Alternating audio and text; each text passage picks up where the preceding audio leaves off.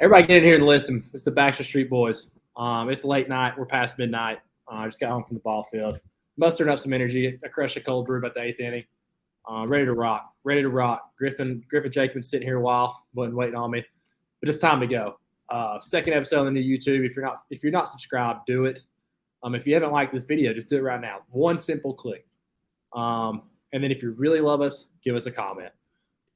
We love you guys. Great first episode. Great feedback. I got another jam-packed show. We're gonna trash the Swamp Kings doc a little bit.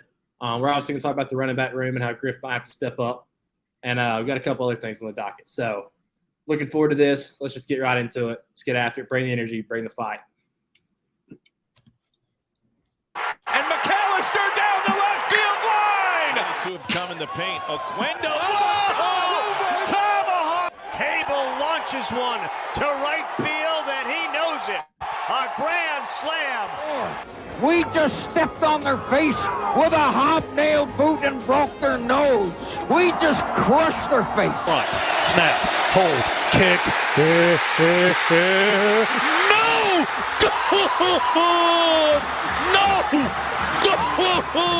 By the defense, 40, 30, they won't catch him. Go, Swift, into the end zone, touchdown! The freshman just ran it back to Philadelphia. Throws near sideline, and it's intercepted. Intercepted, Keely Ringo at the 21. Off he goes, 40, 50, 45, 40, 35, 30, near sideline, breaks the tackle, 20, 15, 10, 5, touchdown, touchdown, touchdown, Georgia. I know I'm asking a lot, you guys, but hunker it down one more time. Y'all ever heard of Dreamland Barbecue? Dreamland Barbecue? Yeah, it's not very good. Like, it gets so hyped up, and I don't know what the deal is. It's not very good. But I don't mean any disrespect by that. I'm just a big barbecue guy, and it's not great. Anyway, that's what we had for post game. So that's what's got me going. I'm over here biting on it every now and then. I'm about to cook up a new intro. I'm feeling like we need to change. Hey, where'd Cario transfer? Cario Quinto? I have no idea. Oregon, wasn't it? Somewhere out west. I want to say it was Oregon. I'll look it up. If it was Oregon, that's who we open up with, right? Yes, it's Oregon. And yes. Oh, so we play Cario first game. Yeah, we're going to win. Let's let him shoot. Anyway, boys, glad to be back. We've had a busy week. We had a schedule around this. It's literally midnight.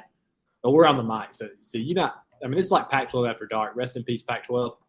But here we are. We're ready to rock. You never know what might happen right here. But let's just get right into it. Swamp Kings doc. I don't think these two guys have even seen it. They're just. I've not watched it. It sounds like a waste of my time from everything I just know what I've heard about it. I've seen clips. So I have watched the documentary. The best part was when Georgia rushed the field. But all bias aside,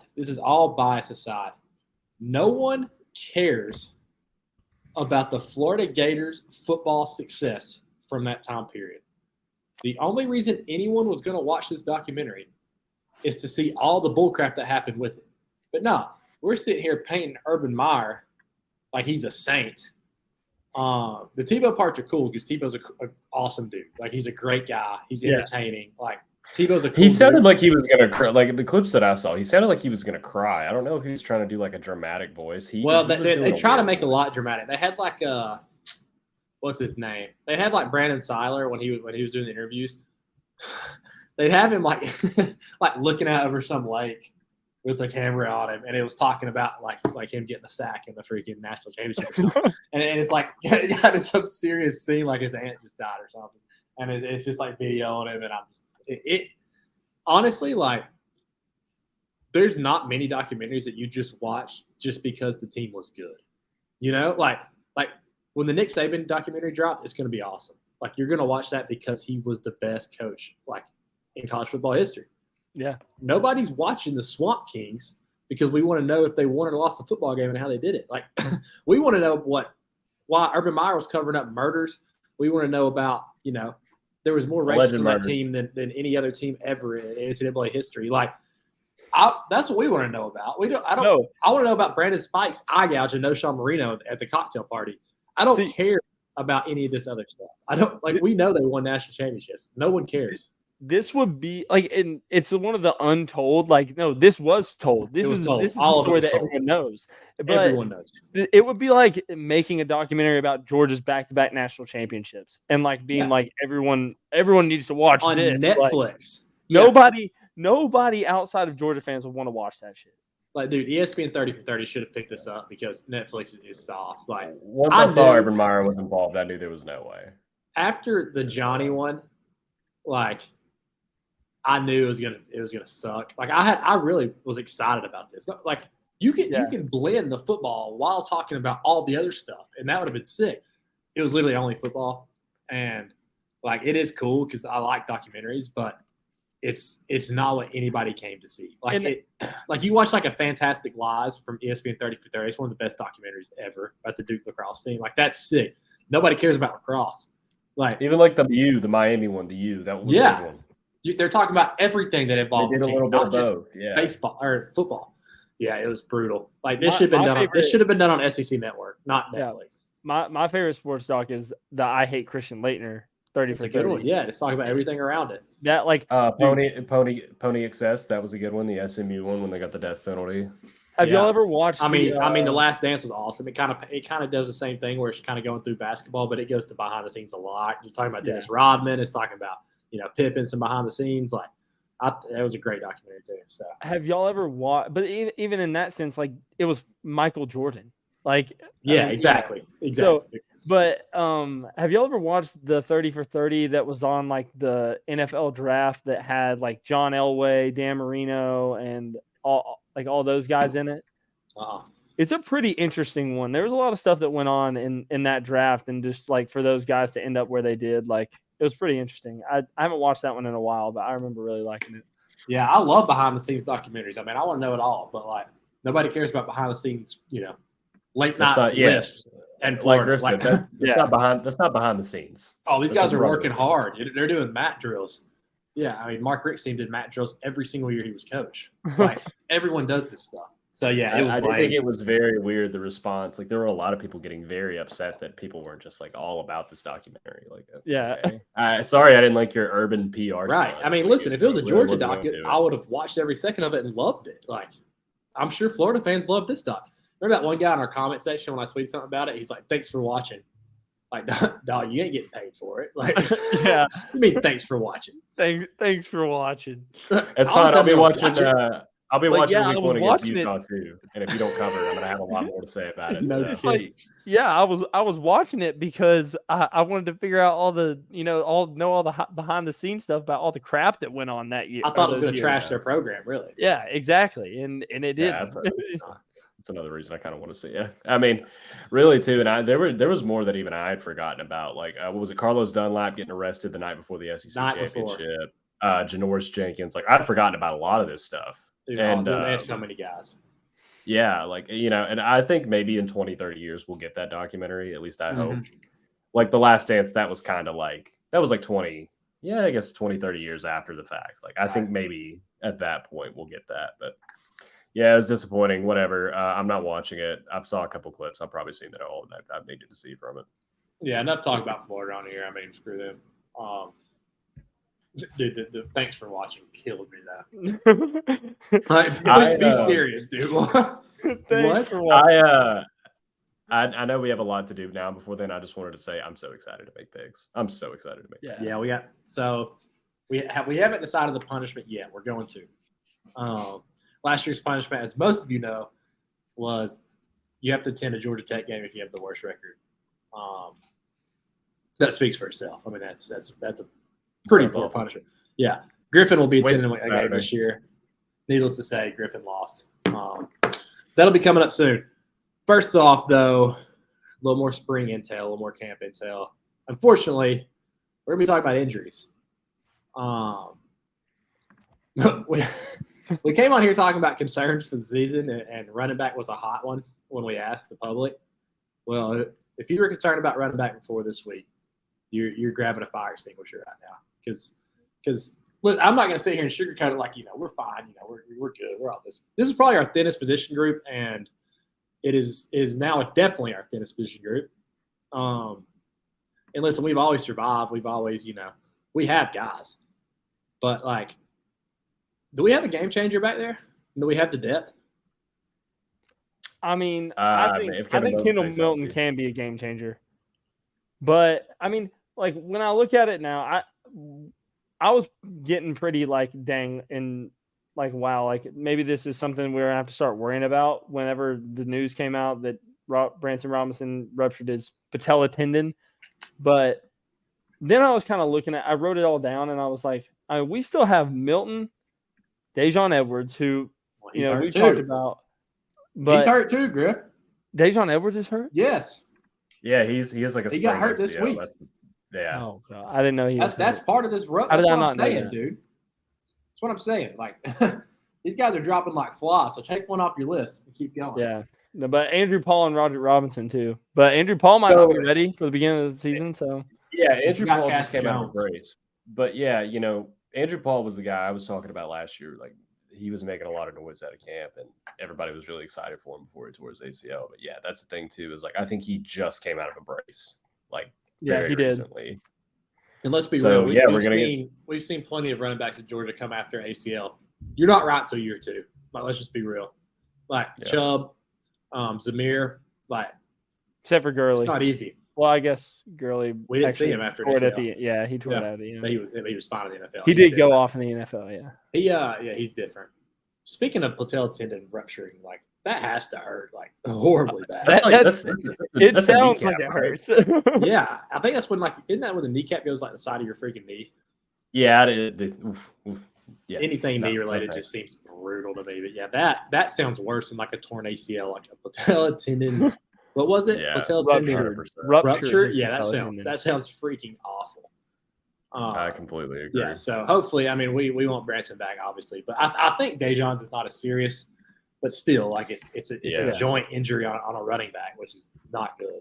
Yeah, not what you want to be hearing. And he's been one of our more reliable guys as well. Like he's been there to eat up carries. Like he's kind of been a horse. So it's really unfortunate when somebody like that gets hurt. Yeah, exactly. We need Kendall to stay healthy. The good news is as we've discussed. All of us, we could probably get 6 to 7 yards per carry behind this line for our first 3 games. So. Hit me up, Kirby. I got some eligibility left. Well, the really good news is Kendall Milton is capable of being a workhorse on a Division I football team. Coming out of high school, he was the guy, and I still believe he has that in him. So, this is a guy who could be like the Najee Harris for 2020 Bama when they were short. They were short on running back, and all right, screw it. We'll just keep Najee up the field. And that would be huge if Kendall Milton could be that guy because I agree with y'all. I think he is a game breaker, and I think he could really help us. And you can continue to act like, you can turn your blind eye and act like we've never lost a recruiting battle in our life. But, the Justice Haynes loss is hurting now, bad. Yeah. Justice Haynes was a guy that we thought was a lot. He's now at Bama, and he's going to be really good, and it's going to hurt because he'd be nice to have right now. I'm not going to lie. I'm not going to sit here and cry about recruiting losses, but that would be nice to have. Yeah, it would suck. I mean, it sucks. But next man up, I guess. There's a real conversation now. I've always felt like it was a joke. Just going, Buford guys never commit. They don't. They won't do it. They had the number 1 defensive line this year and the number 1 safety, and neither of them came to Georgia. It's unbelievable. Yeah, it's still it is one of those things too where at least we are not in the spot where. We've got J.J. Green and Brendan Douglas as our go-to backs instead of, We're coming up on that. But if Kendall Milton got injured, where would we go? Cash Jones and Roger Robinson. Yeah, Roger Robinson. Roger Robinson, I think, will be good. So it'll be interesting to see him. Yeah, I hope. Yeah. I don't know, man. I'm not loving it. I hope Dejon's okay because we need him. How worried on a scale of 1 to 10 about running back specific or offense? Just offense, team in general, in comparison. In the grand scheme of things, how worried does it? In the grand scheme of things, if we were still going to Norman week 2, I'd say this will be a little bit higher. I can tell you that. Yeah, we're gonna have time for Dejon to get healthy, but and running back is the most replaceable position. But still, I'm still a traditionalist. When you have a top end running back, that just makes you so much better. Mm-hmm. And it all rests on Kendall. This is This is probably the most pressure a running back at Georgia has ever had going into a season. And, God, I just want to see him healthy because I think he can do it. Yeah, me too. I really But do. scale 1 to 10, give me a number. I don't know. I'm an optimist. Probably a 3. Okay. I would was say gonna like a say 4. like I would say like 4 or 5. Like, I don't think it takes our average points per game down much at all, if Yeah. any, at this point. One more injury, then I'm going to be like, I'm in crap. Like, I mean, yeah, I mean, Kendall he was still nursing a hamstring at the end of spring practice, but like if Dejon's injury was serious, I would be extremely worried. Yeah. If I that's agree. where, like, we're running out of options. God, like we'd literally it's be running so a 3-man scary. of Roger Robinson, Savon Clark, and Cash Jones. Like, I'm I not forgot kidding. about Savon Clark. Yeah. Savon Shout out Clark. Savon Clark, man. Dude, we might just put Bowers back there and just hand him the freaking rock. I'm okay with Did that. Savon Clark, like, I think he hit the portal and then came back because I don't Thank think God. anybody took him. Thank God. We'll take it. We just need Oh wait, bodies. what about that Tennessee back? I forgot about that guy, didn't I? Oh, Oh yeah. I forgot about him too. He must be low on the depth Oh, He chart. must not be very good because I haven't heard a Yeah. word about him. He must be going to engineering school or something. Yeah. He came for education. What was his name? Lynette? I don't even maybe? remember. I don't remember either. I think we'll be all right, but still, like, I feel It's like I've hard. said that 4 times now. Maybe I'm just speaking it to existence, but It, We'll it see. does suck. Branson Robinson has a high ceiling too, so it just sucks to watch him have to. you know what's have to crazy make it. though? This was when Branson, before Dejon was hurt, it was just Branson. Dude, I go to the field. Oh, dude, Georgia's running backs. What you going to do now? I'm like, number one, pump the brakes. Like, he's a good player, but he had 60 carries last year, and it ain't like this. Well, he scored 2 touchdowns in the national championship. Yeah, it was a 60-point ball game. We were up 50. He had in our biggest game of the year against Tennessee, he had 5 touches. So it ain't like, everybody is just like dying for some bad Georgia news. It's a great place to be because it's such an easy argument. And then I'll just be like, well, I mean, it's really tough to worry when you won back-to-back national champions. So, look, he's mad. He's mad now. Yeah, I'm pissed. I'm the least mad person in the country right now, actually, when it comes to 4 years football. ago. 4 years ago, I'd probably be pretty pissed right now, but it's impossible to be right. It's impossible to get mad. We just won back-to-back national championships, 2 in a row. All right, so bad news aside, good news coming in. Yeah. Who are the players that will have the biggest 2023 for the Georgia Bulldogs? Griffin, Rudy, kick us off. My player. I've talked about him a little bit already, but it's Dominique Lovett. Everyone has loved this guy all camp, and obviously, no pun intended. Facts. And he was a great receiver at Missouri. He tore us up in that game that we played versus Missouri. But, dude, I think he's going to be awesome. I think Beck's going to be really good. I think they're going to have a good connection. And, I think he's going to be the first 1,000-yard receiver that we've had in a long time. Do y'all know who the last 1,000-yard receiver was that we had at UGA? Terrence Edwards, 2002. Terrence Edwards, yeah. All right. I didn't know if y'all had it off the top of your head, but he had 1,004 yards that season. You think we are, Griff? Yeah, I know. But I did have one question about this, like with Dominic Lovett. Brock Bowers, his junior season, obviously he's going to get a lot of touches, a lot of looks. Is there, does him having 1,000-yard season affect Lovett at all in terms of having 1,000-yard season, or do you think that No, because I'll pick up where you left off right here. I mean, if we don't have any running backs, maybe. That's all right. So this all bridges perfectly into what I'm going to say because my answer has changed in the past 24 hours. There has not been a QB at Georgia more set up to shatter every record than Carson Beck is now. Because, like you said, we're going to have to run the ball. We have weapons. It's probably the best receiving group we've had since who knows when. Maybe since we've been alive. And now that we have no running backs, we're going to have to throw the football. And Bubba wants to throw the football. He always has wanted to throw the football. So I think if Carson Beck steps up, he's primed to have an absolute monster season. And I came in here talking about, playing devil's advocate. Well, what if he is not that good? Well, we're going to know real quick because he's going to have to sling the rock. So if he can get in there and sling the rock with confidence and put it on the money, he's going to put up these stupidest stats that we've seen for a Georgia quarterback because he's going to have to. Yeah, and I mean, dude, So my answer is Beck out of necessity. you tweeted the other day to some fan and like about well, he coached the it's a good thing he coached the the all-time leading passer in the SEC, talking about Mike Bobo. And like how do people like just forget about that, honestly? Well, probably because Georgia fans trashed Bobo the whole time he was here. Yeah, So every other fan base was just assumes he sucks. I can't understand that. And also, like, Aaron Murray was a good quarterback, obviously, but was he as physically talented as Carson Beck? No. I don't think he was. So there's no thinking about it. He wasn't. Yeah. But yeah. Jake? I'll keep mine short. I'll go Oscar Delp, secondary tight end option. He's going to get a lot of looks with a lot of attention on some other guys. Looks like he's put on some functional strength. He looked pretty good in the spring game. I think he's a guy who will definitely be he'll be on like, oh, watch out for this guy next year. Watch. So I'm getting ahead of that one. They're gonna be like, oh, when Bowers leaves, you got to watch out for this Delp kid. He's gonna be really good too. We'll be hearing a lot of that in like November, December. I'm gonna go ahead and get ahead of that one. I think Delp's gonna have a pretty good year. I could see him getting like 500, 600 yards, a couple tutties. That'd be huge. I like that pick. So all offense, huh? Yeah, I mean, we can do some defensive guys. I mean, I could pick any guy off this defense, and it would it's good. I mean, intelligent comment. Honestly, like I could pick any of these guys and be like, he's gonna have a good year, and it would be Malachi. I was about to say, as the fan club of this player, we'll just say as a unison, Malachi Starks will be the best safety in the country. So yeah, I mean, Michael Williams is looking to have a massive year. So dude, he's caught traction.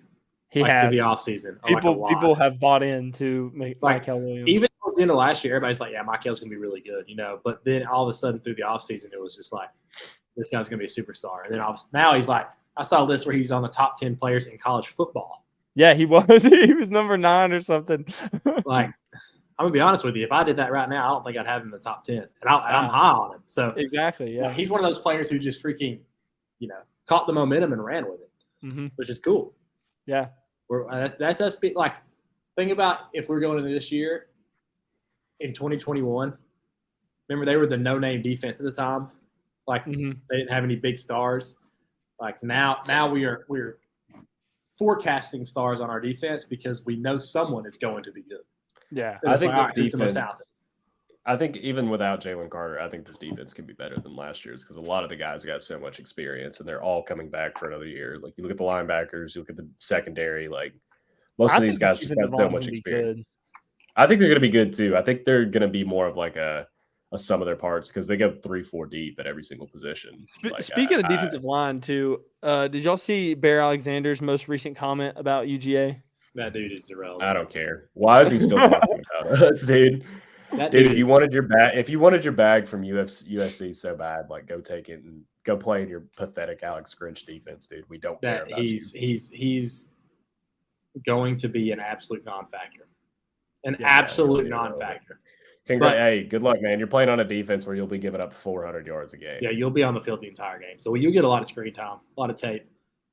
But speaking of actual good defensive linemen, did you see Warren Brinson's answer in the presser? Yeah. Where he was talking about where Kirby had said that, we might not have an alpha, we need an alpha to step up. And he was like, well, I mean, I think there's 3 or 4 guys willing to do that. But so they sound pretty confident. And Kirby's always doing stuff he just knows how to push buttons. Yeah. Like in a perfect way where it's not like an insult. It's more just like a, who's going to do it type way. And everybody seems to respond. I think this is going to be a year where they're going to lean on, Nays and Brinson. They're the older guys, and Logue, Trammell. But we're still we're going to start to see some flashes out of like a Christian Miller and out of a Jordan Hall, like guys like that when they rotate in. We're going to start to see those guys. And kind of next year, we'll be looking at those two like, oh, yeah, those 2 guys are going to be the guys. But this year, it'll be all the older guys. It's amazing to me that other fan bases specifically haven't caught on yet to what Kirby does. Like he says stuff in pressers and stuff, and they're like, "Oh wow, they must be struggling." Like, no, we're not. We're fine. This is what he does to challenge. Last year he said we had no SEC receivers. He did. He said that. So yeah, I mean, you can't question a guy at this point. But yeah, people forget last year we played a lot of our games without Jalen Carter, and our defensive line was pretty good. And I think they're all going to take a step. A couple years ago, I probably would worry about our defensive line, but Trey Scott's the man. I mean, we've put in more defensive linemen in the NFL the last couple of years than anybody else. So I'm not entirely worried about that anymore. Our defensive line recruiting has been unbelievable. So I'm not. That's like one of the least of my concerns. This is the anti-running back. This is we could throw anybody out there, and I'm like, we're fine. Yeah, I would argue that the defensive line and the offensive line positions have been the positions that we've recruited the best at in the past, like in the Kirby era, honestly. Wow, imagine that. The line of scrimmage being the best recruiting when we won 2 national championships. Yeah, I mean. Did you see my tweet about talking to a Tennessee fan? And I was like, here's my question. I was like, are y'all going to be able to protect the quarterback? And are y'all going to be able to get after the quarterback? He was like, oh, we'll definitely be able to protect. I'm like, well, you lost like 2 or 3 linemen. So, like, who y'all have coming back? Cooper Mays. Cooper Mays. Oh, then, they got a third one? This one got all his fingers? Yeah, and then he's like kind of stumbling. He starts looking up their roster, and he starts reading off like the names and the heights and weights. I'm like, who are these guys? So that's what they have to look forward to. They're not going to be able to. Like, they better get the ball out quick. Yeah. The line of scrimmage is where the game is won, and it will be till the end of time. No matter what the offense looks like, no matter what the defense looks like, the line of scrimmage. I agree. Well, fellas, let's do it. We're back. Let's start with some season win totals, baby. Here, let's lay out the ground rules for the people so there's no confusion. Okay, so we're gonna do 2 season win totals, over under, doesn't matter, just 2 season win totals, whatever you want, and then we're gonna do 2 picks just for week 0, 2 picks, whatever you want, just because there's not that many games. And then we're gonna do throughout the season, we're gonna do 2 spreads, 2 totals. I know last year we did a favorite, an underdog, and over and an under. We're just gonna do 2 spreads, 2 totals, whatever you want.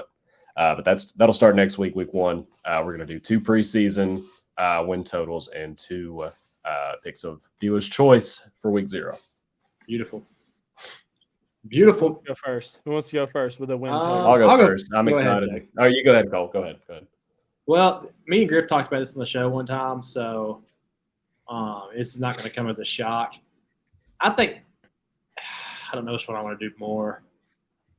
I think Nebraska over 6 wins is like, I'm buying the Kool-Aid again, but it's not even because I think they're going to be that good. I think their schedule is just not. It's not that good. I debated between this and Maryland. Maryland returns a lot of guys, but their schedule's actually hard. I like Maryland a lot. I have it in, but for the purpose of the show, I'm going to take Nebraska, and here's why. While I'm talking about it, I'm going to pull up their schedule. They're obviously in one of the worst conferences in college football. Not conferences, but divisions in college football. And they don't play teams on the other side. Like, they open up with Minnesota. That's not week 0, is it? It's Thursday night. Minnesota lost everyone. Tanner Mordecai's gone. Their whole offense is gone. Ibrahim. Yeah, Ibrahim's gone. Then they go to Colorado. That's an easy road game. They're going to blow them out. Northern Illinois, La Tech. So they should start the season 5-0. La Tech's frisky, easy. True. That's one of my picks for week 0. They will probably lose to Michigan, and then they have Illinois, Northwestern, Purdue at home, Michigan State, Maryland at home, Wisconsin, Iowa. So they win like 3 of those games they hit. So it's mostly a schedule-based pick, but I like Nebraska. I don't think they'll be that bad. I mean, Matt Rule's a good coach. So. Jeff Sims is a good athlete, and we've seen what happens when good athletes leave Georgia Tech. They go in the first round of the NFL draft. So, oh my gosh! All right, I guess I took it over and an under. I don't know if y'all did. Like I said, we don't have to go by that, but I took an over. I took Wyoming over 5.5 wins. So Wyoming. Yeah, ever since Josh Allen left, they're not exactly world beaters.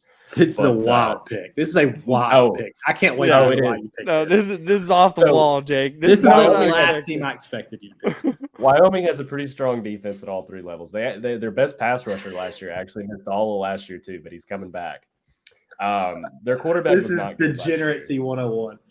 Their quarterback's not very good, but reports are that he is improving. They have 3 really good running backs, and they play a lot of bad teams. So they're favored in 8. So their win total is 5.5, but they're favored in 8 games, and they're like small underdogs in 2.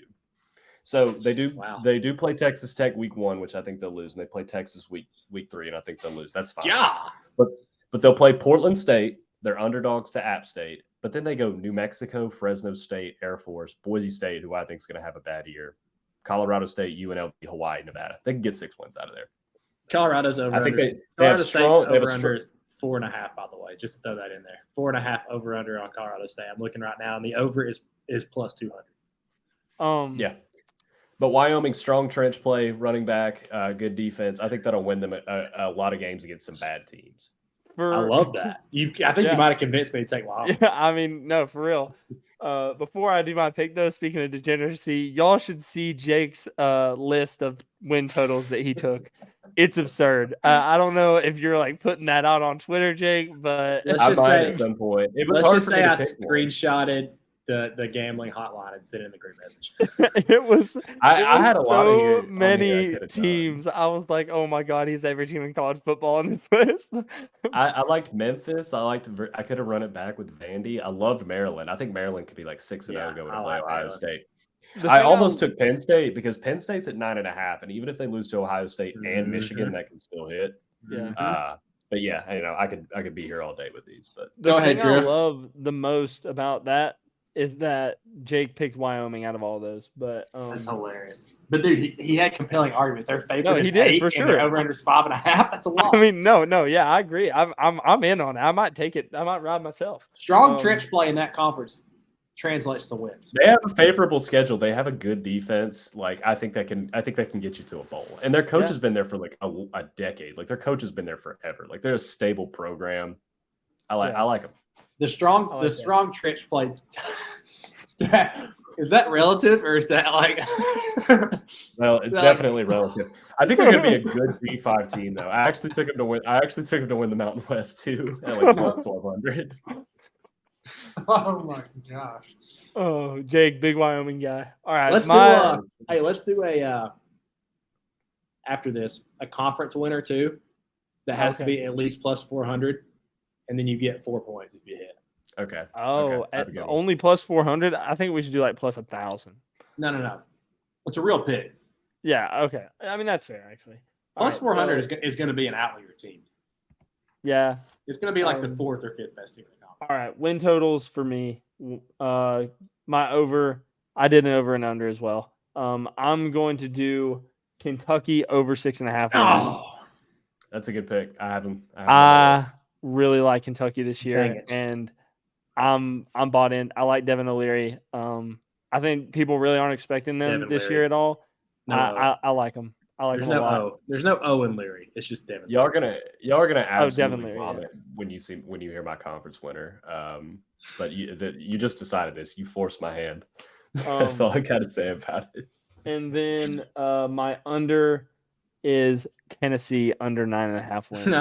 Let's go. The hater pick. I freaking love hater it. pick. It's honestly not even that much of a hater pick. Like it is, obviously, like I hate Tennessee, but I genuinely think that they'll max win 9 games. Hey boys, low key, we need to do our playoff predictions after this too, because week 0 starts. Well, I mean, nobody. That's fine. Let's do playoff predictions instead of conference winners then. No, we got to do conference winners. Oh, we'll do them both. All right, whatever. You're only 30 minutes in. We're rolling. Yeah, all right. I'll take my under. This is another one that's off the wall, but trust me, it's going to make a ton of sense. Y'all probably take this too. I got Virginia under 2.5 ACC wins. Terrible. You're right. No shot. Virginia wins 3 ACC. Absolutely no shot.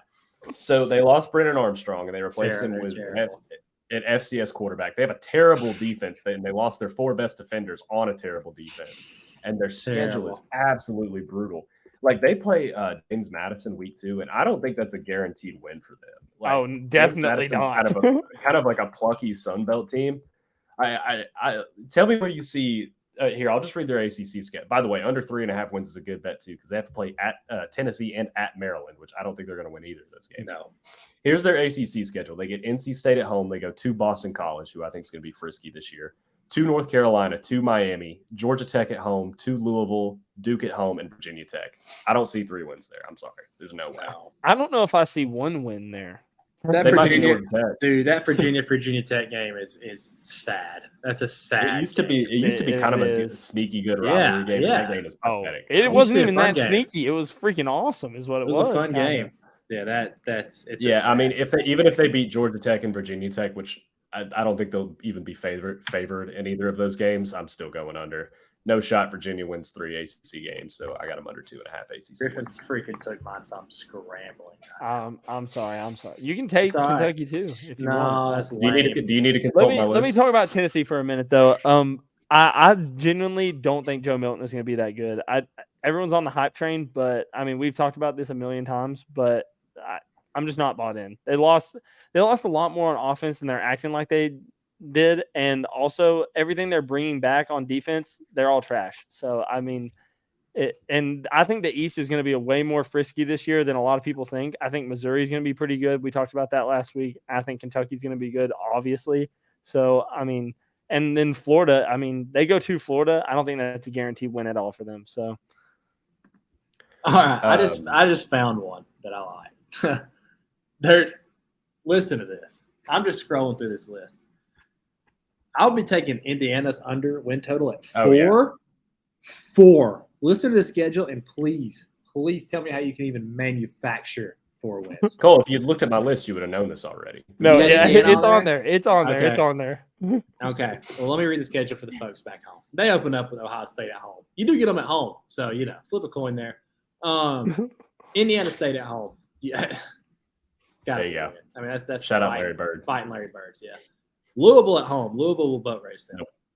Nope. Akron at home. Akron used to be a joke, but Akron's a little plucky. Indiana. They're plucky. They're plucky. At Maryland, get crushed. Nope. At Michigan, 45 points. Home against Rutgers. I mean, you're going to have to win that one, but it's not a guaranteed. At Penn State, don't even turn that game on. Wisconsin at home, drubbing. Nope. At Illinois, the worst football game ever. Illinois will win. That Michigan is State. the worst football game Michigan ever. State. Maybe. They might have a State chance at against home. Michigan State, but I think even at Michigan home. State But is not that bad. still that's only the 4th maybe win. So that's a push at best. And then at Purdue, you're not winning that one. Yeah, that's I don't know how on God's green earth, because even these games we're giving them are not like, not guaranteed. These other ones are for sure losses. So unless a miracle here's all I happens have and to they say just about pull it. out a decent, they got some quarterback I don't know about coming out, they're not winning 4 games. Here's all you have to say about Indiana is Tom Allen, their coach, took a pay cut so he would not be fired. That's all you need to know about how that program is I went going. downhill quick. He was on the rise too. I know, man. Poor guy. But, that's how it goes sometimes. Yeah, be better. I guess go ahead and give us your first week 1 pick. Yeah, do it. My first week pick, I'm going to take Biggies because, I don't see a world where USC's not up by 7 points at the end of the first quarter. I don't know how it's possible. So USC minus 6.5 first quarter. If they're not up by more than 7 points at the end of the first quarter, it's going to be all over Twitter. USC in trouble? I emoji. So I'll ride with that. I do like San Jose State a little bit this year. I don't think they'll be. I think it's a good bet. I think it's a good pick. My first pick, I'm going to go with Louisiana Tech minus 6.5 first half, and I got some rationale for this. I took a full game in first half. Larson put me on to this one, so shout out our boy Larson. So Louisiana Tech. So last year, I forgot about this game. They played Florida International last year. The game went to double OT, and Louisiana Tech is like talking about how pissed off they are about losing that game. And all the players are very, very feeling very revengeful. Purdue quarterback. I love this about the portal, too, because we got to remember this guy at quarterback, Hank Bachmeier at quarterback for him. They were a really high scoring team in the first half last year. Florida International. This is more about Florida International being a really bad team. I think they're going to be horrendous this year. So they averaged 18 points per game last year. Not great. They lost all 5 of their offensive line starters to the portal and their top 2 wide receivers to the portal. The only good player that they brought back was their running back, and he tore his ACL in camp. Yeah, I feel like they're just gonna get the absolute. Wait, who is this? Not kicked out of. This is FIU. Florida International. Oh yeah, I'll be fading that. I may have said Florida Atlantic earlier. I meant Florida International. So yeah, Louisiana Tech covering by a touchdown and a half. Come on, they already have motivation for this game. I'm with you. Florida International should be a bad football team. Give me You lots. sold me. Yeah, I'm sold. Gosh dang it. I'm going to have the whole freaking week 0 board. We're back, dude. I mean, what else are you going to do on a Saturday? That's true. My first pick is Notre Dame Navy under 50.5. It's in where's it in Dublin? It is in Dublin. Yeah. Yeah. Yeah, that game is going to be What do an you have? absolute Under? yeah, under 50. I have 50.5. So I like that, Griff. You know why I like that is because the markets may not be adjusted to the running clock yet. The clock runs. The first downs aren't stopped anymore. That's right. That's a good point. So the markets might not be adjusted yet. Because that seems like a high total for a running clock with a Notre Dame. It does. It really does. You're right.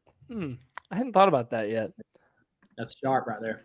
That is sharp. But yeah, I love it. I think that game is going to be absolutely horrendous to watch. All right, who else you got? Vanderbilt minus 17.5 versus Hawaii. The Commodores, well. baby. I love it. I might be Here's out on the- Vanderbilt, guys. me and Griff were talking about this. Okay, Come on like, now. how are you going to be a real SEC? Like, you have real SEC football players. You have AJ Swan. You have like Will Shepard, like respectable football players, and you can't win by 17 at home against Hawaii. Like, come on, guys. Like, Dude, what are we talking about here? There's a stink right now on Vanderbilt because the fact that they have open end zones right now with just high school bleachers on both sides of their stadium is disgusting. It You're makes me right. want to throw up. Also, there is Right. another stink on Vanderbilt that Clark Lee is 0-5 in out of conference home games. Oh Anyway. my gosh. One of those was like Notre Dame though, right? It's against the spread, but yeah. But he could God. beat any of these coaches that he's about to. Remember when they play. beat NIU like 2 years ago by like 3 points? Oh. I took Vandy as well, Griff. I bought him down to 17. Like, come on, this is just like a come on. Like this is my come on pick. If they don't, it's going to be the worst year ever for Vanderbilt. Yeah. they're not. Your they're gonna win total regress is so boned if badly. they lose this game, Jake. Oh my god, if they lose this game, I'm not even. Even if they I'll don't pay my cover it, bookie it might right be now. screwed. I'll pay my bookie right now. If they don't cover, I'll pay my bookie right now. They're not. By the way, South Carolina didn't win the 7 games either. That could have been a play, No. but I didn't take it. That's nothing. That's one of my favorite. Is theirs parts at of 7 South now, Carolina. or is it 6.5 still? 6.5. They're not going to win. Oh, 7. yeah, okay, yeah. South Carolina fans just absolutely squalling in my mentions because I project them at their win total. Like they're just like, oh, this is outrageous. Like, dude, this is what people think you're getting. Like, this is literally what every Yeah, odds are this is what you do.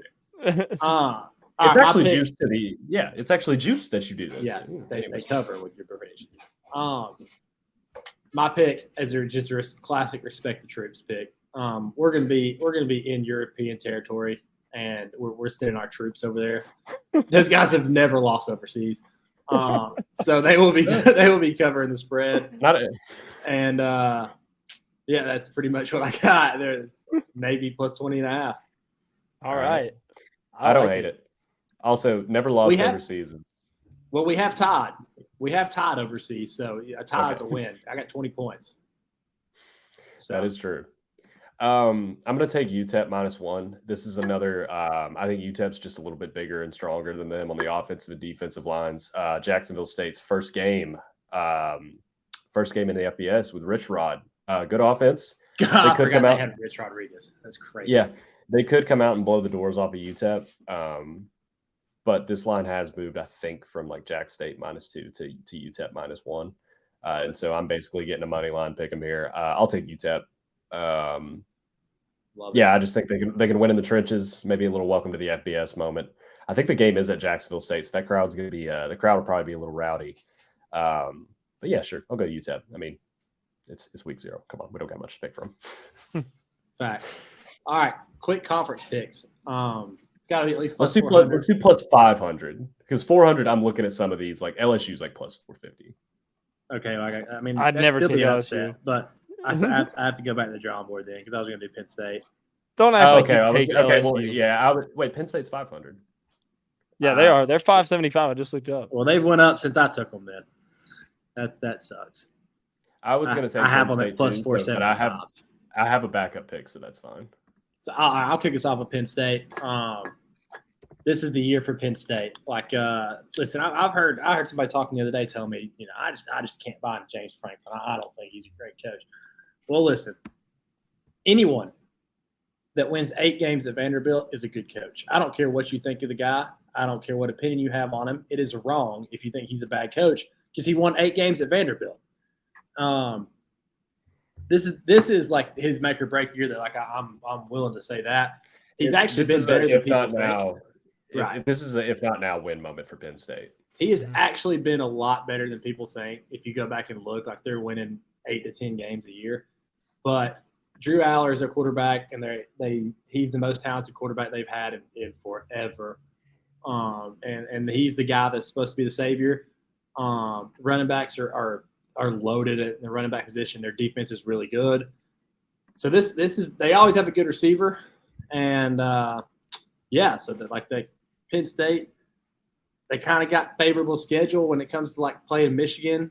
Michigan is following Michigan off of a tough game. I forget who they're playing before they play them. So we'll see. But I like Penn State if I'm going to take an underdog here. Griff, I'll let you go next. I didn't prepare for this. I was thinking about Penn State. I really like them. I feel like that's good value. And like, if anyone's going to win in that conference, it's not Ohio State or Michigan. It's going to be them. But I'm going to pick somebody different just to have someone else. I looked at Oregon. I wanted to see what their odds were, but they are plus 300 something. So I can't take them. So I think I'm going to go in the Big 12. I don't really want to dip into the SEC and the ACC. There's really no value there. But Big 12, I'm between Kansas State and Texas Tech. But I think even Texas Tech has plus 1,000 odds. So that's crazy. I'm kind of handicapping myself right here, but I'm going to take Texas Tech. I don't want to take Kansas State because I feel like it's like back-to-back Big 12 winners with Kansas State. What? You guys took both of my picks, but I have a third one. I'm good. Oh, okay. All right. I'll take Texas Tech plus 1,000. He wasn't prepared, but he has 3 picks ready. Yeah. these are literally the 3 on the spreadsheet that I have. I can't dip into the SEC because I'm not taking anyone over Georgia. Like miss me with that. You're hedging though. You're hedging your emotions if you do. That's not a thing. I actually have 2 now. I don't know which one I'm going to take though. Let me say I want to take Wyoming because I've already dipped my wick in Wyoming. But let me go a little crazier than that. Give me UTSA to win the American. I didn't even look at this conference, dude. I just UTSA to win the American. Jeff Traylor coming back. They just made the jump to the American from Conference USA. I know they're bringing back Frank Harris and the running back. He just won Conference USA Most Valuable Player. Kavorian Barnes, I think is his name. I think they're bringing a lot of players back. I mean, they're a team that's consistently winning 11 games. I think they have the 3rd longest odds behind Tulane and SMU. They dodge SMU, but they play Tulane at Tulane last game of the season. That's actually going to be kind of fire. Watch out, September 23rd at Tennessee. I think Tennessee's in between Florida and South Carolina. I think they could cover that week. Yeah, they do have a couple tough games. They play Houston and Tennessee, but they play at Army and Texas State. I think they can win both of those. And then other than that, their schedule's not really that brutal. I have their win total this year. Here's all you need to know about UTSA. When I took their win total, I think it was like minus 140 for 7.5. I went and looked. It's still at 7.5, and now it's minus 200. These guys are legit. I'm going to take UTSA. 3rd longest odds to win the American. I think they're at plus 400. But yeah, give me UTSA. I remember when they had Sincere McCormick. He was awesome. Yeah. That was last year, right? 21. Yeah, it was the year before because they would have had. They lost in the championship that year. That's right. Yeah, I'll take UTSA. But yeah, well, I guess we're doing playoff picks. We can talk about that. Yeah, we'll do quick playoff picks here just to have them out. We don't have to spend a lot of time. Just a quick little playoff pick. Yeah, because there's just no reason to spend a lot of time on this. Obviously, I just bet Penn State to win the Big Ten, so there it is. Georgia at the 1, obviously we're going to go 12-0. SEC championship. No one out of the West will be 12-0 to face us, so no one out of the West will be there. Then I got Penn State. Coming out of the Big Ten. For the first time in a while, we're going to have 4 conferences represented. I have Texas coming out of the Big 12, and I have Oregon coming out of the Pac-12 for a fun playoff of Georgia, Penn State, Texas, and Oregon. I'm all the way in on Oregon. Oregon is my second favorite pick I just made. They are, like we talk about line of scrimmage when in football games, they're the only team in the Pac-12 that has 2 lines of scrimmage. Utah may. You just never know what Utah has because they play 27-year-olds, so they just kind of come out of nowhere. But Oregon, we know, has talent in the fronts, and I think that's going to carry them. In a league where you have to sack the passer or they're going to score, Oregon's one of the only teams that can do it. I think they win the Pac-12. I think they go to the playoff. So yeah, that's my 4. I think the Pac-12 is tough, man. I think the Pac-12 is going to Very cannibalize tough. itself because I think Washington's going to be good. I think Oregon State. I can see like 5 teams in the Pac-12. Yeah, it's a You got good year for Washington, it. Oregon State, USC. Unfortunately, Yeah, it's the I'm last excited. year. I hope the Pac-12 puts up some fireworks for their last season, man, because I no agree. TV deal picked them up. Yeah. Cole, I won't waste so much time because my picks are pretty similar to yours. I have 1 seed Georgia against 4 seed Penn State. I think Penn State's a one-loss team, and they get an advantage from sitting out of the conference championship. The way I had it going was they lose to Ohio State but beat Michigan, and then Michigan beats Ohio. I had it worked out in some way that it ended up working out that way. I like that. And then I have 2 seed Michigan against 3 seed Texas. This is also like I think Clemson could be in this again. I really don't think Clemson's their schedule. Clemson's schedule is probably as favorable as you can ask out of them. They get Florida State and Notre Dame. They're only 2 really hard games at home. So I wouldn't be shocked if Clemson's back in the mix. And their win total is 10. Yeah, I took the over on that as well. So I could see Clemson in here, but I'll mix it up. I say Penn State. Penn State, if they don't make the playoffs this year, I don't know when they're ever going to do it. This defense could legit be like almost not there, but like almost 2021 Georgia, almost like 2016 Bama. Like they're that good. They got 2 great receivers out of the portal. They got Nick Singleton. They got Drew Aller. Like if they don't do it now, I don't know when. They got a top 5 pick in the NFL draft at left tackle. Like if you guys aren't going to do it now, I don't know when you're going to do it. So I'll pick them this year. 4 seed matching up against Georgia. I mean, we've seen it in years past with Ohio State. Ohio State and Michigan just made the playoff last year, so I think it'll be a similar situation. All right. My picks, obviously Georgia, number 1 seed, easy. But I don't want to chalk it up too much here because y'all did take some teams that I like. But I do think that Michigan will come out of the Big Ten again. I think they'll be the 2. 3, I'd probably say Clemson. I think they're going to bounce back in a big way, and I'm not buying into the hype on Florida State. That's what I was about to ask. So we're not buying. Nah, no thanks. I don't think I am either. I was early in the season, but now everybody is. The same thing with Washington. Like I love Romeo or Rome, however you say the receiver. But everybody's buying it now, so I'm out. I think people just are kind of missing out on the fact that coaching really matters in college football, and like I'm way more confident in Dabo Swinney than I am in it's just So it's I'm going with Clemson to win the ACC and make the playoff again, and then I'll take Oregon also. I think Bo Nix gonna have a big year, Heisman type year. Cool. I think the Big 12 gets left out. I think they kind of eat each other up a little bit. I think Texas will do what they do and lose 2 or 3 games, but I do like Texas. So I think if they beat Bama, they're going to get in. Like that's just how it is. If. My only last surprise game. pick. I have Texas Tech going 10-2. Guns up. Joey McGuire, baby. My sleeper would be A&M. Like I don't think they're the number going to be great or pathetic. They were the number 2 defense in the country last year. Like their defense was legitimately good.